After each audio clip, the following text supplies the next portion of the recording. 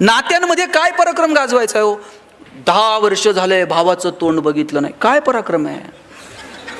एकाच आईच्या पोटी जन्माला आलेले 2 भाऊ ज्या बांधावर काहीच पिकत नाही त्याच्यासाठी भांडत बसतात. दोघांच्या भांडणात वकील 2 एकर विकत घेते हो. कसला पराक्रम आहे? 10 वर्ष झालंय बहिणीचं तोंड बघितलं नाही, बहिणीच्या दारात गेलं. ती गेल्यानंतर तुम्ही साडीन चोळी घेऊन जाल, तिला कळतंय का भाऊ आलाय आणि आता रडतोय? नात्यांमध्ये पराक्रम नसतो गाजवायचा, नात्यांमध्ये प्रेम द्यायचं असतं. आणि रणांगण गाजवायला पराक्रम रणांगणात गाजवायचा असतो. आपण उलट करायला लागलो, नात्यांमधली मजा हरवून गेली आणि आपण इकडे तिकडे साधनांमध्ये मजा शोधायला लागलो. माझं सांगणं आहे, मी जास्त वेळ आपला घेत नाही, पण एक सांगतो की आयुष्य खूप सुंदर आहे. छोट्या छोट्या गोष्टींचा आनंद घ्या. आपल्या प्रत्येकात काहीतरी वेगळेपण आहे, ते वेगळेपण आपल्याला ओळखता आलं पाहिजे. छोट्या छोट्या, मगाशी कुणीतरी सांगितलं की संकटांना घाबरू नका. काय घाबरायचं संकटांना? संकटांच्या समोर असं छाती काढून उभं राहता आलं पाहिजे शिवाजी महाराजांसारखं. कुणाच्या बापाला आपण कधी घाबरू नये. घाबरायचंय ना आपल्याला, आपण आपल्या कर्माला घाबरावं. इतर कुणाला घाबरण्याची काय गरज आहे? आपण आपल्या कर्माला घाबरावं की अरे माझ्या हातनं हे चुकीचं घडतंय. लक्षात ठेवा, चेंडू जसा भिंतीवर मारताना तसाच मागे येतो. तुम्ही जे पेरणार आहात ते उगवणार आहे. गहू पेरून कधी ज्वारी उगवत नाही. तुम्ही जे कर्म करणार त्याची फळं तुम्हाला इथंच फेडायची आहेत. म्हणून घाबरावं तर कर्मांना घाबरावं. काय द्यायचं समाजाला ते ठरवा, कसं जगायचं ते ठरवूयात. कधीतरी अंतर्मनात डोकावून स्वतःचा कधीतरी विचार करूया. आम्ही तो विचार करणं जेव्हा सोडून दिलं ना, तेव्हापासून आयुष्यातली मजा हरवून गेली. म्हणून या कार्यक्रमाच्या निमित्तानं मला आपल्या सगळ्यांना आवर्जून सांगायचं आहे की आपण काय करायचं ते ठरवून घेऊया. छोट्या छोट्या गोष्टींचा आनंद कसा मिळवता येईल हे ठरवून घेऊयात. जगण्यातली समृद्धता निवळ साधनांमध्ये नाही, ती कुणाच्या तरी मदतीला धावून जाण्यात आहे, हे स्वतःच्या मनाला सांगून बघूयात. हे आयुष्य परत कधीच मिळणार नाही आहे. म्हणून ज्यांच्याकडं आहे त्यांनी थोडं तरी समाजाला देता येईल का, मला वाटतं या दृष्टीनं प्रयत्न करावा. मला आवर्जून एक गोष्ट आपल्या सगळ्यांना सांगायची आहे. बघा, मी का असं म्हणतो की आपल्याकडे जे आहे ते इतरांना देता यावं? कारण या जगाचा नियम आहे की आपल्याला इथून काहीच घेऊन जाता येणार नाही आहे.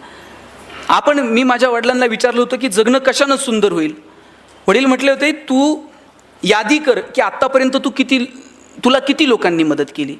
मी ती यादी करायला घेतली. मला गावात ह्या माणसानं मदत केली, शाळेत ह्या माणसानं मदत केली, कॉलेजमध्ये या माणसानं मदत केली. मी 100-150 लोकांची यादी केली की या 150 लोकांनी मला माझ्या आयुष्यात आजपर्यंत मदत केली. वडील म्हटले, वा, तुला आठवत आहेत ती माणसं की ज्यांनी तुला मदत केली. आता दुसरी यादी कर, तू किती लोकांना मदत केली आयुष्यात. साहेब, मी ती यादी करायला घेतली, 5-6 लोकांपेक्षा जास्त नावं मी लिहू शकलो नाही. वडील म्हटले, ज्या दिवशी तुझी दुसरी यादी पहिल्या यादीपेक्षा मोठी होईल ना, त्या दिवशी जगणं सुंदर होऊन जाईल. आपण किती लोकांचं जगणं सुंदर करू शकलो, किती लोकांना ताकद देऊ शकलो. म्हणून संकटांच्या समोर गडबडीत व्हायचं नाही. जितक्या लोकांना मदत करता येईल तितक्या लोकांना मदत करावी. कुणी संकटात आहे, कुणी अडचणीत आहे, त्याला धावून जाता येईल का? आणि प्रत्येक वेळेस पैसेच लागतात मदतीला असं नाही आहे. कधीतरी एखादं चांगलं काम करतोय ना, त्याच्या पाठीवर थाप मारा आणि त्याला सांगा, वा, छान काम करतोय, आम्ही आहोत तुझ्यासोबत. एवढं म्हटलात ना तरी त्या माणसाला 10 हत्तीचं बळ येतो काम करायला. म्हणून संकटांच्या समोर गडबडीत होऊ नका. शिवाजी महाराज मिर्झा राजेसोबत तह झाला, एक किल्ला मिर्झा राजेला द्यावा लागला. आणि नुसते किल्ले देऊन थांबले नाही, औरंगजेबाला भेटायला जावं लागलो. बरं, राजे एकटे गेले नाहीत, एवढ्याशा संभाजी राजाला सोबत घेऊन गेले. एखादा बाप म्हटला असता, मी संकटात चाललोय, लेकराला का नेऊ, पण घेऊन गेले संभाजी राजांना सोबत. मग मधला जो प्रवास आग्र्यापर्यंतचा, ताई, त्या प्रवासामध्ये शिवाजी राजांचं आणि संभाजी राजांचं काहीतरी बोलणं झालं असेल की नाही? काय बोलले असतील शिवाजी राजे संभाजी राजांना? स्विस बँकेत आपलं अकाउंट आहे, पासवर्ड सांगतो. काय बोलले काय असतील? शिवाजी राजांनी सांगितलं असेल, शंभूराजे, आतापर्यंत तुम्ही जिंकणं बघितलं, आतापर्यंत तुम्ही यश बघितलं, आयुष्यातला संघर्ष सुद्धा जवळून बघा, चला माझ्यासोबत. घेऊन गेले. तिथं गेल्यानंतर औरंगजेबाने एक हत्ती भेट म्हणून दिला संभाजीराजांना. आणि थोडीशी गंमत करावी म्हणून दिलेर खान म्हटला, शंभूराजे, आप इतने छोटे हो और हाथी इतना बड़ा है, इस हाथी को आप महाराष्ट्र में कैसे ले जाओगे? एवढासा संभाजी राजा दिलेर खानाच्या डोळ्यात डोळे घालून सांगतो, ये तो जानवर है, बैठ कर जाएंगे, नहीं आया तो खींच कर ले जाएंगे. लेकिन हमारे आबा साहब ने जो आपको किले दिए हैं वो तो अभी महाराष्ट्र में है, उन्हें आप आगरा कैसे ले आओगे? एवढासा संभाजी राजा पण माहीत होता, आत्ता हात दिलेत आणि मग घेऊ की परत एक एक, त्यात काय असतंय? दत्ताजी शिंदेच्या मानेवर तलवार ठेवली होती आणि विचारलं क्यों पटेल और लढोगे? आणि त्याही अवस्थेत दत्ताजी शिंदे म्हटला क्यों नाही, बचेंगे तो और भी लढेंगे. संकटाच्या समोर असं उभं राहायचं ना, संकटाला वाटलं पाहिजे कुठून याच्या नादाला लागलो. आणि प्रत्येक वेळेस संकटाशी दोन हात केलेत पाहिजे असं नाही. डोंगर पोखरत बसू नका हो, कधी कधी डोंगराला वळसा घालून निघून जा. प्रत्येक वेळेस संकटाच्या समोर भांडलंच पाहिजे असं नाही. कधीतरी दुर्लक्ष करा, कधीतरी मिश्किलपणे सामोरं जा. संकटाच्या समोर मिश्किलपणे सामोरं जाणं काय असतं ना, तुम्हाला एक गंमत सांगतो. तुम्हाला महमूद माहिती आहे का? महमूदचे पिक्चर बघितलेत? आम्ही एक महमूदचा पिक्चर पाहिलेला. त्या महमूदच्या छातीवर एका गुंडानं बंदूक ठेवली होती. आता याच्यापेक्षा मोठं संकट काय असू शकतं? थेट गुंडानं तुमच्या छातीवर बंदूक ठेवली. त्या महमूदच्या छातीवर बंदूक ठेवली आणि विचारलं बोल तेरी आखरी ख्वाहिश क्या है? छातीवर बंदूक आहे आणि विचारलं बोल तेरी आखरी ख्वाहिश क्या है? महमूद म्हटलं आखरी ख्वाहिश तेरी बंदूक मुझे दे दे म्हटलं. काय म्हणायचं याला? कधी कधी संकटाच्या समोर असं मिश्किलपणे सामोरं जाता आलं पाहिजे हो. म्हणून संकटांच्या समोर गडबडीत होऊ नका. छोटी संकट आहेत, वेळ निघून जाते. मगाशी मॅडमही बोलताना म्हटल्या संकट कायम नाही आहेत, ती वेळ जाणार आहे, ती टळून जाणार आहे. पण तिच्या समोर सामर्थ्यपणे उभं राहण्याची ताकद आपल्यामध्ये असली पाहिजे. ती ताकद येणाऱ्या पिढीमध्ये निर्माण करा. त्या पिढीला वेळ द्या. सगळ्यात महत्त्वाचं म्हणजे येणाऱ्या पिढीला भरभरून वेळ द्या. मला अमिताभ बच्चनचा हेवा वाटतो. त्याची कंपनी कर्जाच्या याच्यात पूर्ण बुडून गेली होती हो. एखादा म्हटला असता की मी इतकं सुंदर करिअर केलं, एवढा छान, आणि परत मी शून्यातनं स्वतःला उभं करायचं, गर्भगळीत झाला असता एखादा माणूस. पण हा तोच अमिताभ आहे ज्या अमिताभला आकाशवाणीमध्ये तुझा आवाज चांगला नाही म्हणून नोकरी नाकारली होती.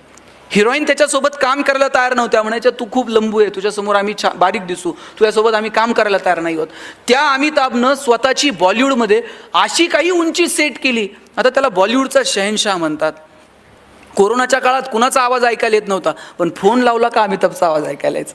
ह्याच्यापेक्षा काय करिअर असते? आत्ताही तुम्ही टी व्ही लावून बघा, 5 मिनिटाला अमिताभ दिसतो. कोण बनेगा करोडपतीमधून पैसे कमवायला सांगतो.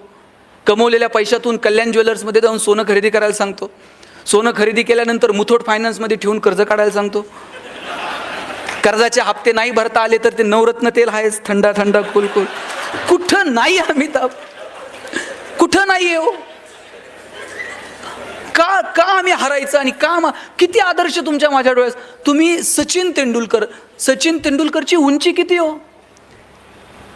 उंचीनं कमी असणारा माणूस, पण सचिनला बाउन्सर खेळता येत नव्हता, हाईट कमी होती. एक बाउन्सर आला वॉकर युनिसचा, नाकावरती लागला, रक्त यायला लागलं. लोक म्हटले आता याला स्ट्रेचरवरती न्यावे लागेल पॅव्हलियनमध्ये. सचिननं असं तोंडावरती पाणी मारलं, क्रीजवरती जाऊन उभा राहिला, अशी बॅट आदळली आणि समोरच्या फलंदाजाला सांगितलं रुक मै खेलेगा. आणि सचिननं कितीतरी बाउन्सर असे मैदानाच्या बाहेर टोलावून लावले. आणि आज क्रिकेटच्या क्षेत्रातला बाप झाला सचिन तेंडुलकर. अहो कितीतरी बाउन्सर येतील आपल्या या अंगावर, फटकावून लावायचे थेट स्टेडियमच्या बाहेर. कधीतरी प्लेट करा, कधीतरी एखादा सोडून द्या. प्रत्येकच फटकावलं पाहिजे असे नाही, पण कधी काय भूमिका घ्यायची हे ठरवता आलं पाहिजे. आयुष्य खूप गोड आहे, खूप सुंदर आहे. त्यातला एका पावलाची मजा घ्या आणि नात्यांना वेळ द्या. तुमच्या ऑफिसमधलं तुम्ही कुटुंबात कमी तितके तुमच्या ऑफिसमध्ये आहात, बरोबर? तुम्ही फील्डवर इतका वेळ आहात की तितके तुम्ही घरात पण नाही आहात. मग ऑफिसमधलं वातावरण किती छान असलं पाहिजे. तुम्ही ऑफिसमध्ये काम करताना तुमच्या बॉसला तुमची गरज वाटली पाहिजे इतकं काम तुम्ही केलं पाहिजे. म्हणजे एखाद्या दिवशी जर तुम्ही आला नाहीत ना, तुमची उणीव तुमच्या बॉसला जाणवली पाहिजे. असंच एका कंपनीत मी लेक्चर देत होतो आणि म्हटलं तुम्हाला तुमचं सेल्फ अप्रायझल जर करायचं आहे ना, तर तुमच्या बॉसला तुमची उणीव जाणवली पाहिजे. म्हणजे तुम्ही जर एखाद्या दिवशी रजेवर आहात, तुमच्या वरिष्ठ अधिकाऱ्याला वाटलं पाहिजे अरे आज ते नाही आहेत त्याच्यामुळे ते जरा अडचण आली. तुमची उणीव जाणवली तर समजावं की आपण कामाचे आहोत. दुसऱ्या दिवशी एकानं ऑफिसच्या चाव्याच लपून ठेवल्या ऑफिसला निघून गेलं. म्हटलं हे काय? म्हणलं उणीव जाणवली पाहिजे, दिवसभर फोन करताय म्हणले मला. हे असलं नाही हो. डिवोशननं काम केलं पाहिजे. आपल्याकडे ना स्ट्रेस मॅनेजमेंट नावाचा प्रकारच अस्तित्वात नाही. आपल्याकडे स्ट्रेस फक्त डायव्हर्ट करायचा, ह्या टेबलवरून त्या टेबलवर, त्या टेबलवरून त्या टेबलवर, वरतून आलं वसुली करा, त्यांनी लगेच खाली, त्यांनी लगेच खाली, ह्यांनी खाली. म्हणजे शेवटच्या माणसाला कळत नाही आता मी राग कुणावर काढू. ते घरी जाऊन बायकोला काहीतरी शिव्या देत आहे, बायकोला कळत नाही मी काय करू, ती पोराला लाटणं फेकून मारते. आता पोराला कुणीच उरत नाही, ते बाहेर कुत्र्याला जाऊन दगड मारते, ते तिसरंच कुणाला तरी चावतंय. स्ट्रेस मॅनेज होईल का? वरिष्ठांनी आपल्याला सांगितलंय बसूयात, एकत्र येऊयात, प्लॅन करूयात, तू हे कर, तू ते कर. स्ट्रेस असं डायव्हर्ट करू नका. सगळ्यांनी एकत्र मिळून आपल्याला ह्या गोष्टीला सामोरं जायचं, त्याचं छान प्लॅन करा. प्लॅनिंग म्हणजे काय? Think before act. कोणतीही कृती करायच्या अगोदर केलेला विचार म्हणजे प्लॅनिंग. तुम्ही जे पेरणार आहात ते उगवणार आहे. गहू पेरून कधी ज्वारी उगवत नाही. तुम्ही जे कर्म करणार त्याची फळं तुम्हाला इथंच फेडायची आहेत. म्हणून घाबरावं तर कर्मांना घाबरावं. काय द्यायचं समाजाला ते ठरवा, कसं जगायचं ते ठरवूयात. कधीतरी अंतर्मनात डोकावून स्वतःचा कधीतरी विचार करूया. आम्ही तो विचार करणं जेव्हा सोडून दिलं ना, तेव्हापासून आयुष्यातली मजा हरवून गेली. म्हणून या कार्यक्रमाच्या निमित्तानं मला आपल्या सगळ्यांना आवर्जून सांगायचं आहे की आपण काय करायचं ते ठरवून घेऊया. छोट्या छोट्या गोष्टींचा आनंद कसा मिळवता येईल हे ठरवून घेऊयात. जगण्यातली समृद्धता निवळ साधनांमध्ये नाही, ती कुणाच्या तरी मदतीला धावून जाण्यात आहे, हे स्वतःच्या मनाला सांगून बघूयात. हे आयुष्य परत कधीच मिळणार नाही आहे. म्हणून ज्यांच्याकडं आहे त्यांनी थोडं तरी समाजाला देता येईल का, मला वाटतं या दृष्टीनं प्रयत्न करावा. मला आवर्जून एक गोष्ट आपल्या सगळ्यांना सांगायची आहे. बघा, मी का असं म्हणतो की आपल्याकडे जे आहे ते इतरांना देता यावं? कारण या जगाचा नियम आहे की आपल्याला इथून काहीच घेऊन जाता येणार नाही आहे. मी माझ्या वडिलांना विचारलं होतं की जगणं कशानं सुंदर होईल. वडील म्हटले होते, तू यादी कर की आत्तापर्यंत तुला किती लोकांनी मदत केली. मी ती यादी करायला घेतली. मला गावात ह्या माणसानं मदत केली, शाळेत ह्या माणसानं मदत केली, कॉलेजमध्ये या माणसानं मदत केली. मी 100-150 लोकांची यादी केली की या 150 लोकांनी मला माझ्या आयुष्यात आजपर्यंत मदत केली. वडील म्हटले, वा, तुला आठवत आहेत ती माणसं की ज्यांनी तुला मदत केली. आता दुसरी यादी कर, तू किती लोकांना मदत केली आयुष्यात. साहेब, मी ती यादी करायला घेतली, 5-6 लोकांपेक्षा जास्त नावं मी लिहू शकलो नाही. वडील म्हटले, ज्या दिवशी तुझी दुसरी यादी पहिल्या यादीपेक्षा मोठी होईल ना, त्या दिवशी जगणं सुंदर होऊन जाईल. आपण किती लोकांचं जगणं सुंदर करू शकलो, किती लोकांना ताकद देऊ शकलो. म्हणून संकटांच्या समोर गडबडीत व्हायचं नाही. जितक्या लोकांना मदत करता येईल तितक्या लोकांना मदत करावी. कुणी संकटात आहे, कुणी अडचणीत आहे, त्याला धावून जाता येईल का? आणि प्रत्येक वेळेस पैसेच लागतात मदतीला असं नाही आहे. कधीतरी एखादं चांगलं काम करतोय ना, त्याच्या पाठीवर थाप मारा आणि त्याला सांगा, वा, छान काम करतोय, आम्ही आहोत तुझ्यासोबत. एवढं म्हटलात ना तरी त्या माणसाला 10 हत्तीचं बळ येतो काम करायला. म्हणून संकटांच्या समोर गडबडीत होऊ नका. शिवाजी महाराज मिर्झाराजेसोबत तह झाला, एक किल्ला मिर्झाराजेला द्यावा लागला. आणि नुसते किल्ले देऊन थांबले नाही, औरंगजेबाला भेटायला जावं लागलो. बरं, राजे एकटे गेले नाहीत, एवढ्याशा संभाजीराजाला सोबत घेऊन गेले. एखादा बाप म्हटला असता, मी संकटात चाललोय, लेकराला का नेऊ, पण घेऊन गेले संभाजीराजांना सोबत. मग मधला जो प्रवास आहे आग्र्यापर्यंतचा ताई, त्या प्रवासामध्ये शिवाजीराजांचं आणि संभाजीराजांचं काहीतरी बोलणं झालं असेल की नाही? काय बोलले असतील शिवाजीराजे संभाजीराजांना? स्विस बँकेत आपलं अकाउंट आहे, पासवर्ड सांगतो. काय बोलले काय असतील? शिवाजीराजांनी सांगितलं असेल, शंभूराजे, आतापर्यंत तुम्ही जिंकणं बघितलं, आतापर्यंत तुम्ही यश बघितलं, आयुष्यातला संघर्ष सुद्धा जवळून बघा, चला माझ्यासोबत. घेऊन गेले. तिथं गेल्यानंतर औरंगजेबाने एक हत्ती भेट म्हणून दिला संभाजीराजांना. आणि थोडीशी गंमत करावी म्हणून दिलेर खान म्हटला, शंभूराजे, आप इतने छोटे हो और हाथी इतना बड़ा है, इस हाथी को आप महाराष्ट्र में कैसे ले जाओगे? एवढासा संभाजी राजा दिलेर खानाच्या डोळ्यात डोळे घालून सांगतो, ये तो जानवर है, बैठ कर जाएंगे, नहीं आया तो खींच कर ले जाएंगे, लेकिन हमारे आबा साहब ने जो आपको किले दिए हैं वो तो अभी महाराष्ट्र में है, उन्हें आप आगरा कैसे ले आओगे? एवढासा संभाजी राजा पण माहित होता, आत्ता तहात दिलेत आणि मग घेऊ की परत एक एक, त्यात काय असते. दत्ताजी शिंदेच्या मानेवर तलवार ठेवली होती आणि विचारलं, क्यों पटेल और लढोगे? आणि त्याही अवस्थेत दत्ताजी शिंदे म्हटला, क्यों नाही, बचेंगे तो और भी लढेंगे. संकटाच्या समोर असं उभं राहायचं ना, संकटाला वाटलं पाहिजे कुठून याच्या नादाला लागलो. आणि प्रत्येक वेळेस संकटाची 2 हात केलेत पाहिजे असं नाही. डोंगर पोखरत बसू नका हो, कधी कधी डोंगराला वळसा घालून निघून जा.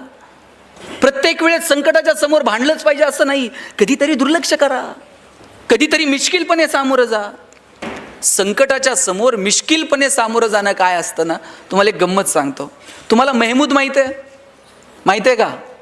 महमूदचे पिक्चर बघितलेत? आम्ही एक महमूदचा पिक्चर पाहिलेला. त्या महमूदच्या छातीवर एका गुंडानं बंदूक ठेवली होती.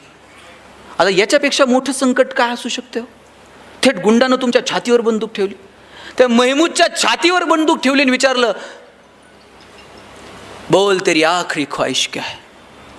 छातीवर बंदूक आहे आणि विचारलं, बोल तेरी आखरी ख्वाहिश क्या है. महमूद म्हटलं, आखरी ख्वाहिश तेरी बंदूक मुझे दे दे. म्हटलं काय म्हणायचं याला? कधी कधी संकटाच्या समोर असं मिश्किलपणे सामोरं जाता आलं पाहिजे हो.